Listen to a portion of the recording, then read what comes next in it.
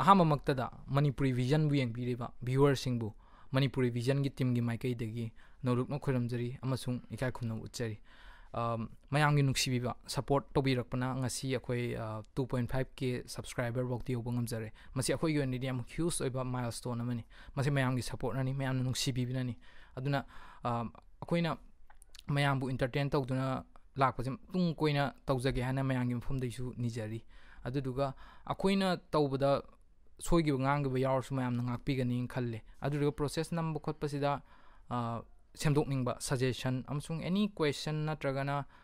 mayamgi support feedback pibiningba leitaragadi adum pibirau comment section da pibirau aduga adum adugi reply adum khudak adum tawjarake mayamgi support nani akhoi ngasi production tawjaba ngamise adum mayam support tawbida taragadi akhoi production ju tawba ngamjaro mayamgi support ni akhoi na pamjarise aduga akhoi ngasi gi video si semjari si atai kaimtagi nate akhoi ngasi je live akhoi YouTube live semgena tawgena khanjaram bane aduga mayam ga interaction tawraga mayam gi apamba akhoi gi channel jida semtok ningba mayam na piningba mayam gi mod akhoi lominaraga akhoi keno tawgena interaction tawgena khanjaram bane adubu ngasi je achin makhra leibadagi akhoi madumakti tawba ngamjadre aduna video si semjabane akhoi gi channel je mayam na ju khangbi dune akhoi documentary ani short film ahum isayama akhoi sumaina puthokre akhoi channel ji main theme de akhoi short film ji da yamba akhoi na focus tawjabane ado mayam da akhoi na ngasi gi video ji da akhoi na haining badi akhoi gi kana gumba wari iba pamjaba short story iba pamjaba akhoi gi platform akhoi gi adugi story do puthokpagi platform de lejadaba sing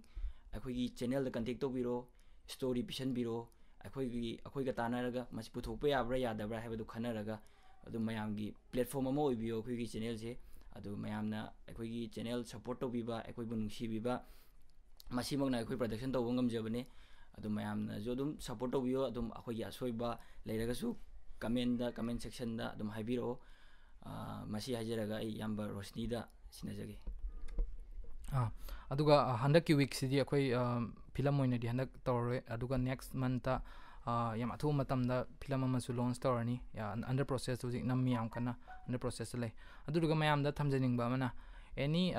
graphic related service samna habda logo design logo intro logo animation natraga any graphic related samna habda pamphlet chaba natraga visiting cards any graphic related and media related services pambi betaragadi akhoi team da dum contact tawiro makha de description da hapsarage WhatsApp da dum contact tawira su yare natraga na Facebook da contact tawira su yare natraga na email da dum contact tawira su yare any home de menung da amekta contact tawir link description da ai link hapsarage mayam bu amuka su hanna thagat phongdok sari aduga mayam support tawi wende damakta amuka su hanna thagat phongdok sari ado ngasi gi di sina loisallage aduga matungda subscribe to bi sunga ko beer maramdi next ki video do